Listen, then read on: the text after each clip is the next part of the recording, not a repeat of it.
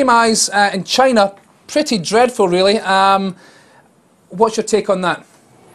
Yeah, well, that's not really a surprise. I mean, the PMIs have been on a downward trajectory for quite some time, and we have seen some warnings from Chinese officials that we can expect lower average growth over the next few years. So I don't think it's really a surprise. I think what we're really looking to see now is any clarity as to whether or not Chinese officials will take steps to try and maybe address that decline and maybe stimulate the economy. But their room for manoeuvre is a little bit limited given the problems in their banking sector. Well, that's China. Today we've got Eurozone PMIs, and we've just had France, the manufacturing and services PMIs rising beyond expectation, still below 50 though, but still welcome good news, surely.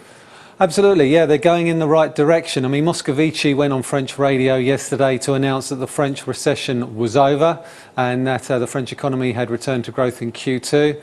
I'm a little bit sceptical about that because if you actually look at the average PMI readings for both manufacturing and services PMIs for France over the past 7 months, they've been low to mid-40s. So I think he may be being a little bit premature there. Having said that, this is the same country where Francois Hollande said the euro crisis was over. So, you know, take that with a pinch of salt if you like. OK, and staying with the Eurozone very quickly, we've got news overnight last night that Germany will delay signing off on the next tranche of aid for Greece until next week, just to ensure all the conditions are met. But this is something that's going to go ahead, right? Oh, yeah. I mean, this is just political theatre. 17 of the prior actions have been completed. They've got to look at another 5, 3 billion euros worth of funding that needs to basically be funneled to Greece to meet some bond redemptions. But they're not really going to want to jeopardise Angela Merkel's re-election or potential re-election, I should say, jumping the gun a bit there, on September the 22nd, so I think that will go through. OK, on to earnings. As I said, we've got a raft out today, and there's two that's caught your eye. Arm Holdings, done pretty well, and EasyJet also doing pretty well.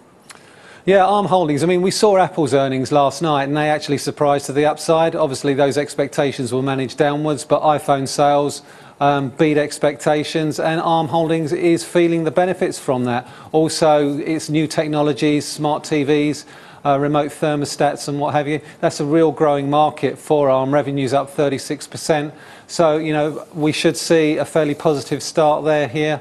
In early trading. As for EasyJet, again, same again. We've seen a very good performance from EasyJet since they entered the FTSE 100 in March. The shares are up over 35%. We did see a little bit of a drop yesterday on a fairly sort of bearish note from HSBC, suggesting that the recent hot weather here in the UK would somehow hit their seaside or beach routes, if you like. I think that's unlikely. Earnings are going in the right direction. Passenger numbers are up. Profits are up. So, you know, I think as far as EasyJet concerned, all good as well. OK, just to finish up, as I mentioned at the top there, UK Business Secretary Vince Cable in the news again, front page of the FT. It's not often you hear Bank of England and Taliban in the same sentence. No, indeed. I think Mr. Cable needs to maybe have a cup of coffee or something. I mean, this is one of the problems when you've got the Bank of England in charge of financial stability. Sometimes, you know, you have a little bit of crossover. We want to get away from irresponsible lending. So the Bank of England, quite rightly, is keeping an eye on capital buffers. And I'd much rather they did that than embark on irresponsible lending schemes like, you know, right to buy, because I certainly think that's something that could be a bubble in the making.